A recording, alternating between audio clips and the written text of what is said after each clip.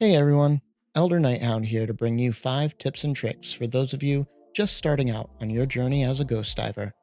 For reference, all footage has been taken from difficulty 5 drops on my own journey towards a deathless solo hell dive. Now, if you'd like to know exactly how stealth works in Helldivers 2, there are plenty of videos from other creators that you can watch to learn the essentials. Most notable of them being fellow Helltuber and Sky Admiral of the Ghost Diver Forces himself, Erevin, which I will link to in the description below.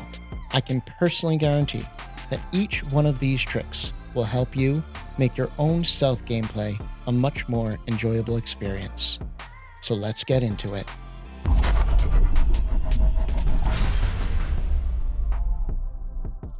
A vibe check when you first drop in is essential to scouting out the general area by going prone as soon as you pop out of your hell pod. Now, this may go against every fiber of your being.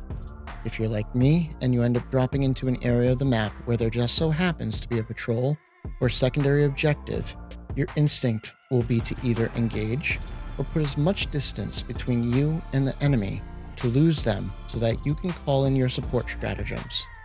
However, this is exactly what you should not do, as it can cost you valuable mission time and possibly attract the attention of roaming patrols.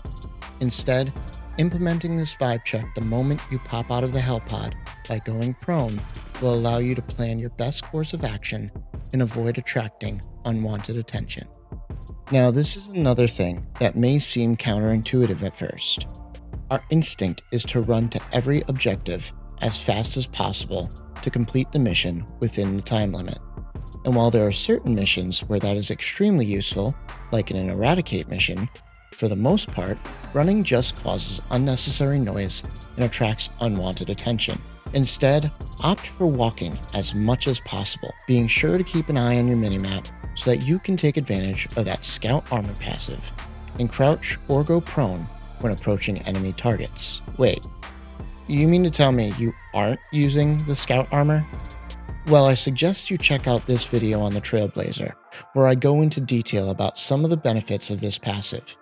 If you still aren't convinced that it is the only armor for a ghost diver to use, then maybe ghost diving just isn't for you. Hey look, I don't make the rules. I just work here. Now I know that this next tip may seem undemocratic, but you can stop dialing your Democratic officer's number, because this has the approval of the SCS Guardian of Freedom's very own Dio Higgum himself. One of the best things you can do as a ghost diver is to pick your battles wisely. This means that you need to constantly assess situations to determine what the best course of action is. And sometimes that just means leaving well enough alone and allowing a roving patrol the opportunity to pass by. Besides, you have plenty to worry about with the mission objectives. You can leave the patrols to the shield stands.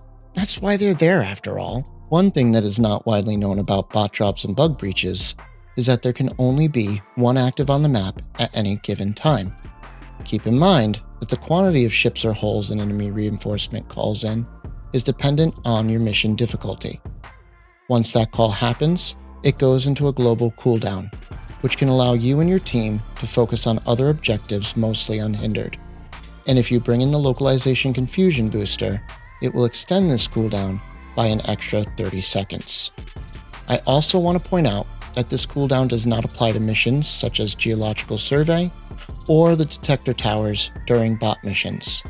However, that aside, mastering this technique is essential to any ghost diver's success. This is probably the most important tip I can give any aspiring ghost diver. This one strategy is quite literally the difference between mission success and utter failure, especially if you are dropping solo. Stealth extractions are exactly what it sounds like, calling in Pelican 1 and extracting without engaging the enemy. Now, this will take a ton of coordination between you and your team to pull off, so I would recommend practicing this at lower difficulties until it becomes second nature.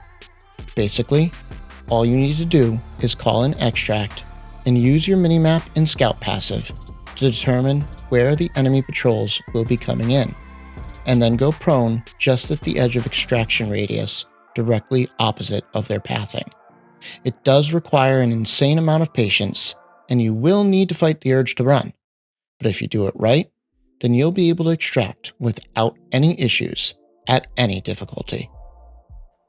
Well guys, that about covers it for this one.